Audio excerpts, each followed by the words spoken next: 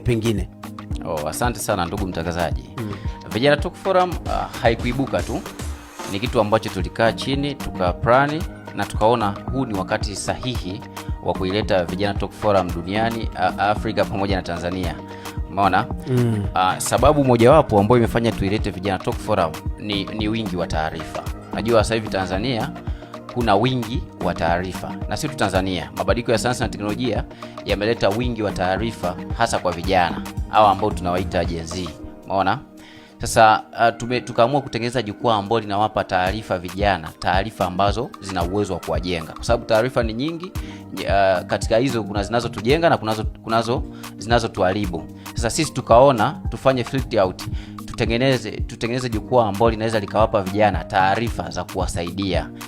Hasa katika dira yetu ya Vijana Talk Forum, tumeplani pia kuwajengea vijana uwezo jinsi ya kuitumia teknolojia vizuri kwa maendeleo binafsi na pamoja na kuibua ubunifu na kadhalika. Sasa tumeona kwenye wimbi kubwa la vijana, baada ya mabadiliko ya sayansi na teknolojia kuwa makubwa, vijana tumeanza kutumia mitandao ya kijamii kwenye mambo maybe yasiyofaa. Sawa? Sasa tumeona tutengeneze jukwaa hili ambalo pia linawajengea vijana uwezo kutumia teknolojia kwa maslahi au kwa maendeleo binafsi pamoja na ya taifa lao. Umeona?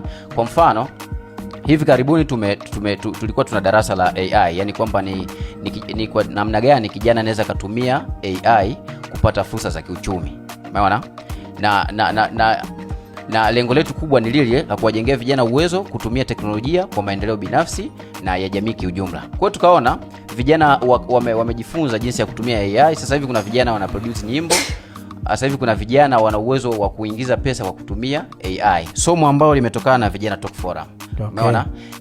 Hiyo ndo miongoni mwa sababu ambazo zimefanya Vijana Talk Forum ianzishwe. Lakini pia tulifikiria, tukaona vijana wanaweza wakawa wanapata fursa za mazungumzo, lakini sio kwa ukubwa kiasi kile. Umeona? Maybe wanapata tu wa mjini au wale waliosoma tu, lakini Vijana Talk Forum tumeitengeneza ili iwe jukwaa la Tanzania wote. 88.5 Shamba FM.